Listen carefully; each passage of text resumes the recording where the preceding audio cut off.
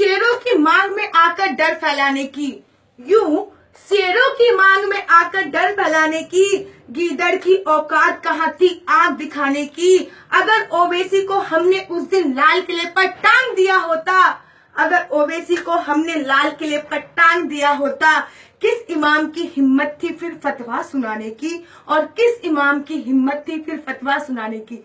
मेरी पंक्तियों के माध्यम से आप लोगों को काफी हद तक मेरी कविता का विषय पता चल गया होगा। इसके बारे में और अधिक बताऊंगी, लेकिन उससे पहले नमस्कार, मैं आशु परिहार। आप सभी लोग जानते हो कि एक मौलवी इमाम ने मोदी जी के लिए फतवा जारी किया है, और वहां की टीएमसी सरकार, जो कि खुद एक गाली है, भरपूर उसका साथ दे रही है। जब हमारा एक दोस्त, हमारा एक भाई, हम लोगों के बीच में से एक उपदेश राणा वहां तक पहुंचा, वो फेसबुक का बोकर नहीं था, वो वहां तक पहुंचा, तो कोई भी उसका साथ नहीं दे रहा है, क्योंकि सब गांधीवादी के सिद्धांतों पे चल रहे हैं। तो सुनो, जब कोई उसका साथ नहीं दे रहा तो मैं बोलती हूँ कि अकारण हमें भी युद्ध के प्रशंसक नहीं है, अकारण हम भी युद्ध के प्रशंसक नहीं है, मगर सुन ले ए इमाम, अहिंसक है हम, नपुंसक नहीं है। वरना जिस दिन हमने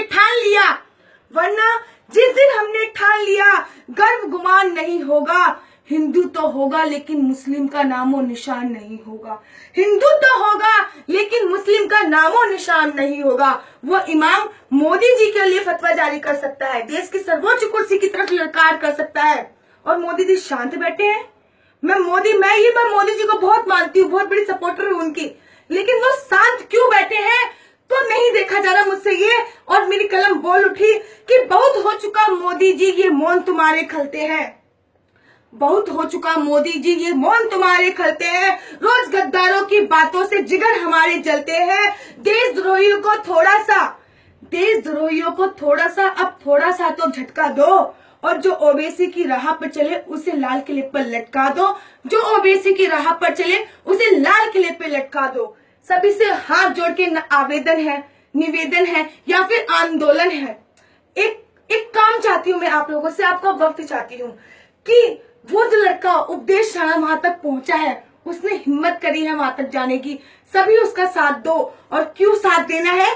क्योंकि राष्ट्रभक्ति के पन्नों से तुम नाम मेरा हटवा देना, कि राष्ट्रभक्ति के पन्नों से तुम नाम मेरा हटवा देना, और मेरे जिस्म के टुकड़े चील कौवों को कटवा देना। मैं कहती हूँ एक बार, बस एक बार साथ दे दो उपदेश का। मैं कहती हूँ बस एक बार तुम साथ दे दो राणा जी का, और इस इमाम का दाढ़ी का एक बाल भी रह जाए तो मुझे इंचों में बंटवा देना, इंचों में बंटवा देना। जय श्री राम, जय हिंद, जय भारत।